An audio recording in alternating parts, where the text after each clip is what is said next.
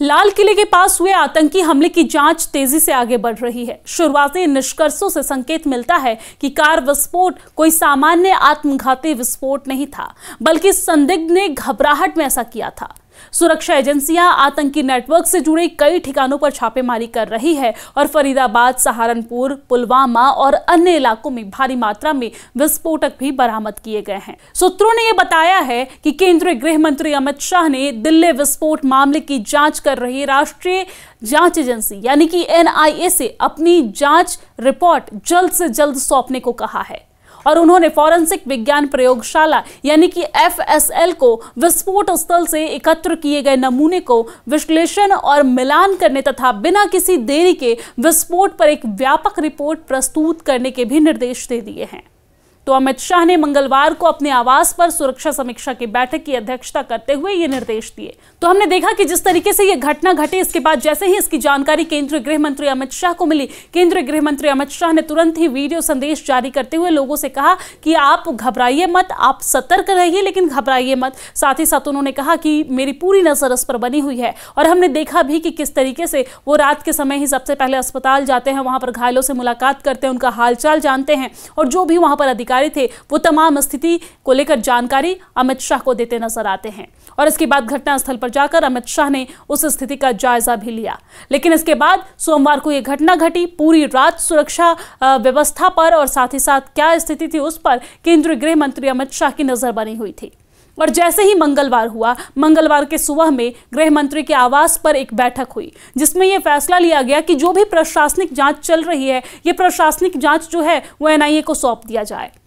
और हमने देखा कि इस फैसले के बाद ये पूरी जांच को NIA को सौंप दिया गया और इसके बाद फिर दूसरी बैठक होती है। दूसरी बैठक 3 बजे रखी गई थी, हालांकि ये बैठक 3:30 बजे के आसपास शुरू हुई और इस बैठक में हमने देखा कि गृह मंत्री अमित शाह गृह मंत्रालय पहुंचकर इस बैठक की अध्यक्षता खुद करते हैं और इसके बाद इस बैठक में ये फैसला लिया गया है और तमाम सुरक्षा एजेंसियों को और सुरक्षा बलों को यह सुझाव दिया गया है कि कोई भी कोताही नहीं बरतनी है, किसी भी तरीके से किसी भी आरोपी को बख्शा नहीं जाएगा और इसकी अध्यक्षता करते हुए उन्होंने तमाम निर्देश दे दिए।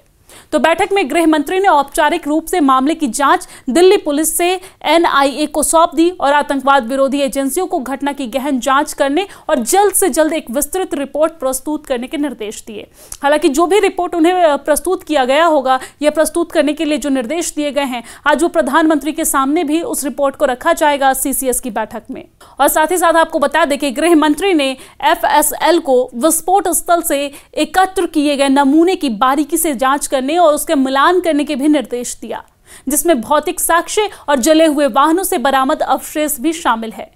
विस्फोट के बाद केंद्रीय गृह मंत्री अमित शाह ने घटना की जांच NIA को सौंपने का फैसला किया।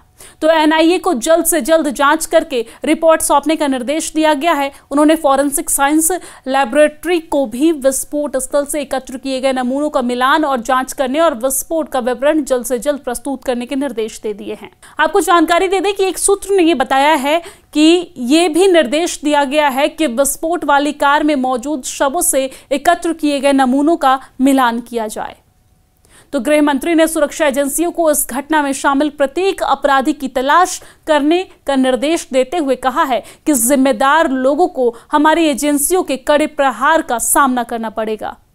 गृह मंत्री के आवास पर हुई बैठक में केंद्रीय गृह सचिव गोविंद मोहन और खुफिया ब्यूरो के निदेशक तपन डेका, राष्ट्रीय जांच एजेंसी यानी कि NIA के महानिदेशक सदानंद वसंत दाते और दिल्ली पुलिस आयुक्त सतीश गोलचा शामिल हुए।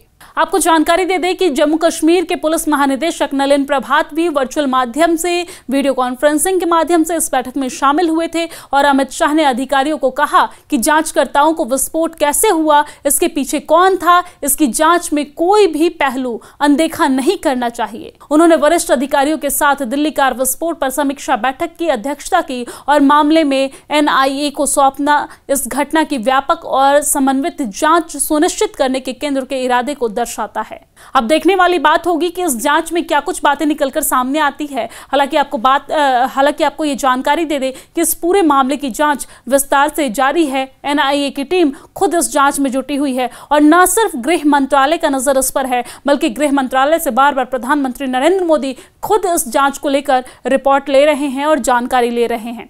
आगे क्या कुछ रणनीति बनाई जाती है देश की सुरक्षा के लिहाज से, राष्ट्र की सुरक्षा के लिहाज से, यह आज के बैठक में तय होगा। और क्या कुछ कार्रवाई की जाती है, क्या कुछ बातें निकलकर सामने आती है, ये आज के बैठक में तय होगा और जांच के बाद पता लग पाएगा।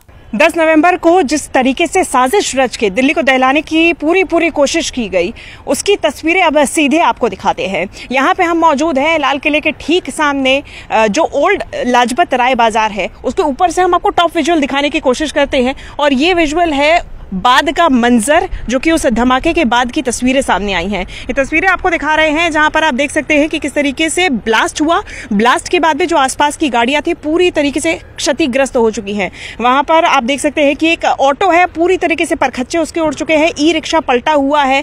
जो मौजूदा वहां पे लोग होंगे, आप अंदाजा लगा सकते हैं कि उनकी क्या स्थिति और हालत रही होगी। और 2 दिन बाद भी यहाँ पे पूरी तरीके से अभी भी सीलिंग की गई है, बैरिकेडिंग की गई है। साथ ही साथ में सफेद टेंट के साथ में इस पूरे इलाके को कवर कर दिया गया है, ताकि यहाँ पे अब लोगों की आवाजाही तो बंद ही है, ताकि मीडिया भी थोड़ा यहाँ से जो जिस तरीके से जांच जारी है, जिस तरीके से पूरी प्रक्रिया हो रही है, वो गुप्त तरीके से पूरी की जा सके। एक इनर सर्कल है, एक आउटर सर्कल है, जिसमें आप देख सकते हैं इनर सर्कल में सबसे ज्यादा तबाही की तस्वीरें देखी जा रही हैं। ये मेट्रो स्टेशन का गेट नंबर 1 का इलाका है और वहां पे ही पूरा ब्लास्ट हुआ। i-20 कार जिसमें उमर नबी मौजूद था, वो गाड़ी चला रहा था, आगे आता हुआ उसने ब्लास्ट किया है। ये ब्लास्ट कैसे हुआ है, अभी भी एफएसएल टीम ये जांच करने की कोशिश कर रही है। और अब अमोनियम नाइट्रेट के साथ साथ जो दूसरा विस्फोटक यहां से पदार्थ बरामद हुआ है, वो क्या था जिससे फटने के बाद में इतना ज्यादा डैमेज यहां पर हुआ है, इसकी जांच जारी है। एफएसएल टीम बीते दिन भी यहां से 42 सैंपल्स इकट्ठे करके गई है, आज भी यहां पर पहुंचेगी, यहां से सैंपल्स इकट्ठे किए जाएंगे। रेड लाइट आप देख रहे हैं, वो रेड लाइट से होते हुए धीरे धीरे आके 10 मीटर के बाद आने के बाद में यहाँ पे विस्फोट किया गया और उसके बाद की ये तस्वीरें सामने आ रही हैं। यहाँ पर देख सकते हैं कि जैन मंदिर है और जैन मंदिर के बगल में गौरी शंकर मंदिर है। इतनी ही दूरी बस है जहाँ पर ये विस्फोट हुआ और धमाका वहाँ तक पहुँचा।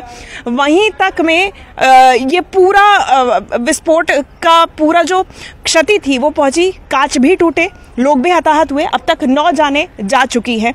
तस्वीरें लगातार भयावह तस्वीरें सामने आ रही हैं। कैमरा पर्सन विशाल के साथ न्यूज़ 18 इंडिया के लिए शिवांगी द्विवेदी।